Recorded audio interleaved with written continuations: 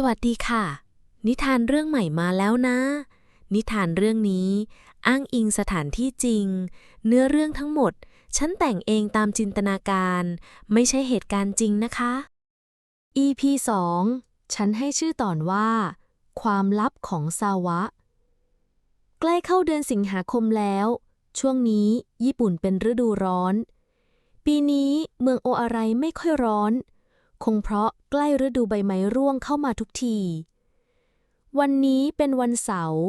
ช่วงบ่ายมิสกิชวนไซยากะมาไหว้พระที่ศาลเจ้าโออาไรมิสกิพาคุนะมาเดินเล่นด้วยทั้งสองไหว้พระเรียบร้อยจึงพากันเดินไปนั่งเล่นที่ชายหาดเมื่อนั่งลงสายตาทั้งสองคนมองไปที่เสาโทริอิกลางทะเลไม่มีใครพูดอะไรกันทุกอย่างอยู่ในความเงียบมีเพียงเสียงคลื่นทะเลกระทบโขดหินคุนะที่วิ่งเล่นไล่ปูบนชายหาดกระโดดขึ้นมานั่งบนตักไซยากะไซยากะเอ่ยขึ้นเบาๆว่าคิดถึงโทโมโกะแต่คำพูดของไซยากะทำให้มิสกิคิดถึงพ่อแม่จับใจมิสกิขำมายิ้มรอยยิ้มนั้นเหมือนจะร้องไห้ไซยากะบีบไหล่เพื่อนเบาๆแมวน้อยคุนะรับรู้ความรู้สึกของมิสกิจึงส่งเสียงร้องให้มิสกิคลายเศร้าทั้งสองได้ยินเสียงคุนะก็หัวเราะชอบใจหญิงสาวทั้งสองพากันเดินกลับบ้านไซยากะอุ้มคุนะระหว่างทางที่เดินผ่านบ่อนน้ำข้างศาลเจ้าคุนะหันไปมองที่บ่อนน้ำแล้วส่งเสียงมิสกิหันไปตามเสียงเห็นแมวน้อยตัวหนึ่งนอนอยู่ข้างบ่อนน้ำเมื่อเดินเข้าไปใกล้ๆแมวตัวเล็กผอมตัวเปียกไปด้วยน้ำนอนตัวสั่นหายใจรวยริน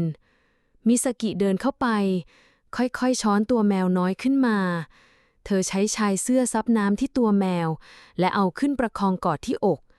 ทำให้เห็นลักษณะของแมวอย่างชัดเจนแมวตัวนี้หน้ากลมตาโตหน้าตาน่ารักขนสีลายเสือเข้มทั้งตัวหลังย้อนใต้คางมีขีดดำเหมือนเขี้ยวยักษ์ถ้าเปิดหางเห็นไข่กลมๆอ๋อ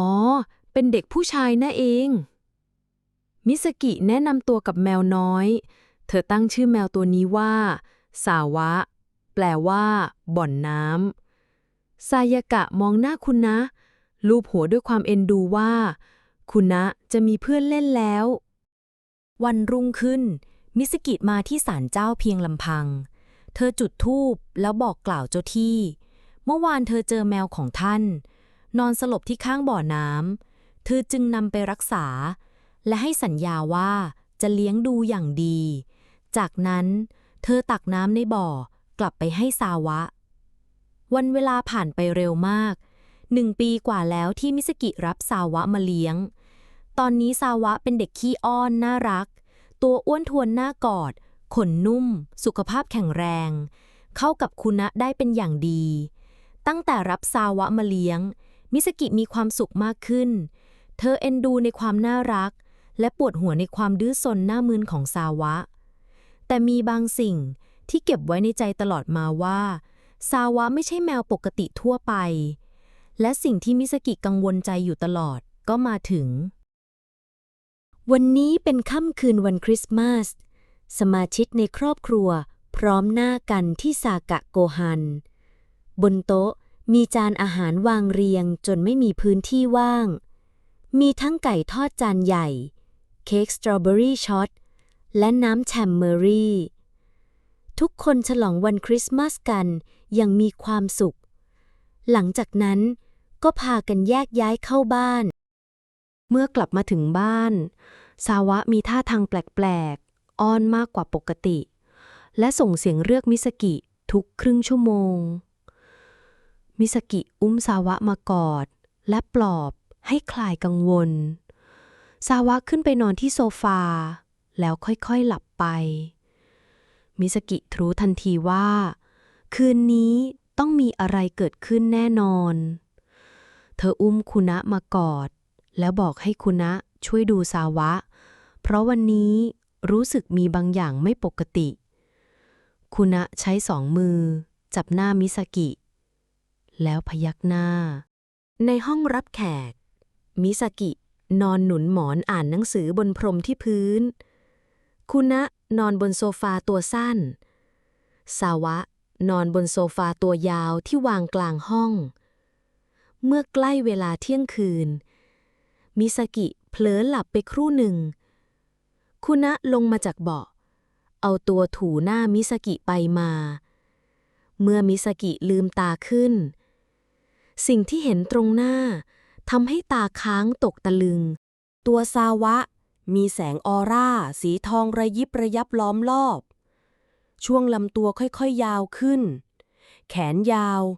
จากมือกลมๆมีนิ้วโผล่ออกมาขายาวขึ้นยาวขึ้นมีนิ้วเท้าเมื่อลำตัวขยายออกทำให้ขนหลุกร่วงออกมาเป็นกองขนาดใหญ่หูหดเล็กลงหนวดหลุดออกจากใบหน้าเมื่อทุกอย่างในร่างกายเปลี่ยนทั้งหมดแล้วแสงสีทองค่อยๆจางหายไปเมื่อทุกอย่างเข้าสู่ภาวะปกติมิซากิได้สติเธอรีบไปหยิบผ้าขนหนูมาพันร่างซาวะเอาไว้เมื่อซาวะตื่นคำแรกที่ซาวะพูดคือมัมมาซาวะหันไปหาคุณะแล้วเรียกพี่คุณะมิซากิสูดลมหายใจลึกมากกว่า3 ครั้งเธอบีบมือตัวเองแน่นเพื่อเรียกสติเธอมองเด็กชายที่อยู่ตรงหน้าหน้าตาน่ารักตาโตผมและตาสีน้ำตาลอ่อนผิวขาวไข่ปอกมิซากิถามซาวะด้วยน้ำเสียงตื่นเต้นแต่ออกไปทางตกใจ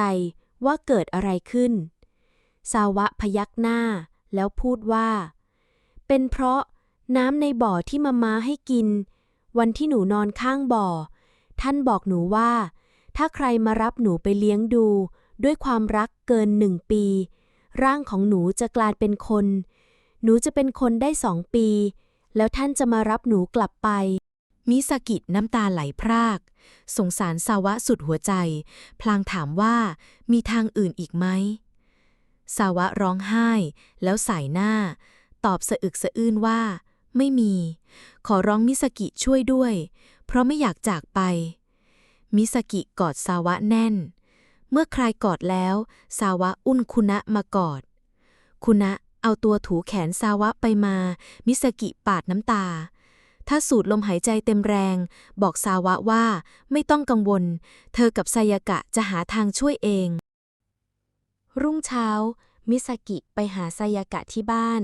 และเล่าเรื่องทั้งหมดให้ฟังไซยากะนิ่งไปครู่หนึ่งและปลอบว่าไม่ต้องกังวลทางแก้ก็พอมีเรามีเวลาอีกตั้ง2 ปี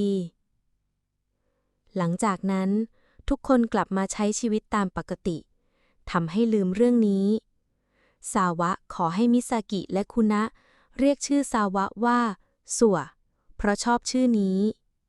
มิซากิพยักหน้าตอบรับคำขอของซาวะยิ้มแป้นด้วยความดีใจซาวะเข้าใจว่าการยอมทำตามที่ขอเพราะมิซากิรักซาวะ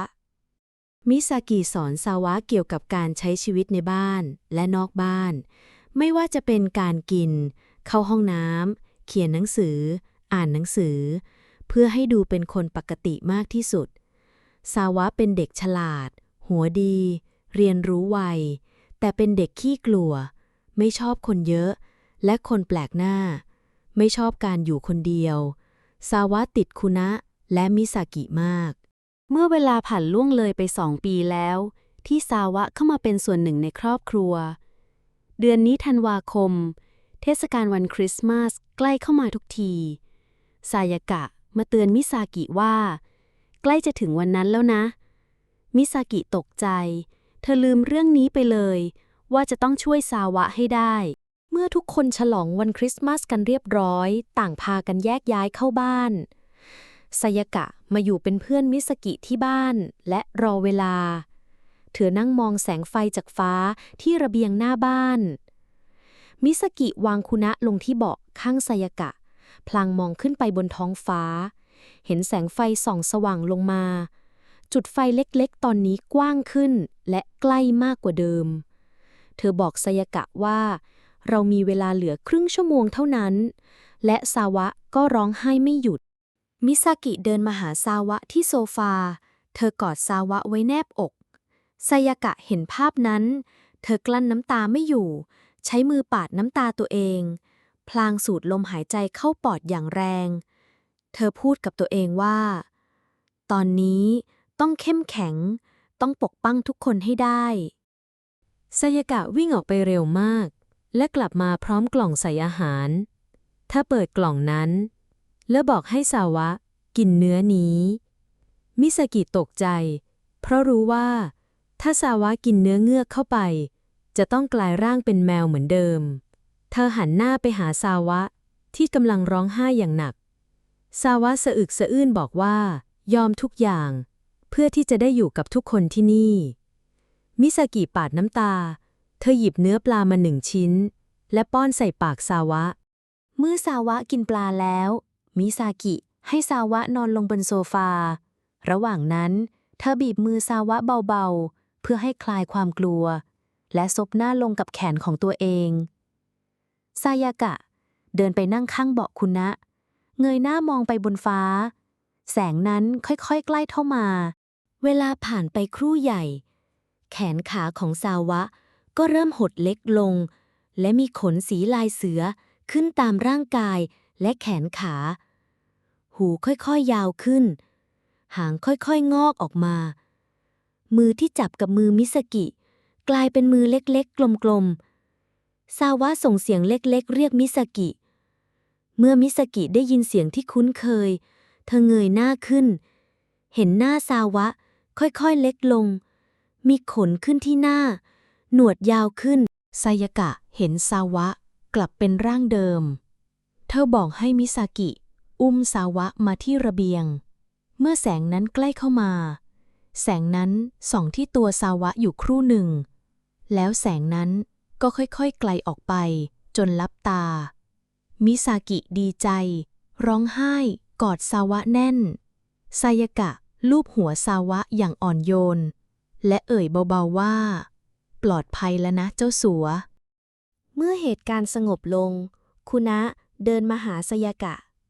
กระโดดมานั่งบนตักเอาหัวไถกับมือไซยากะแต่ตามองไปที่กล่องปลาทุกคนหัวเราะคุณะ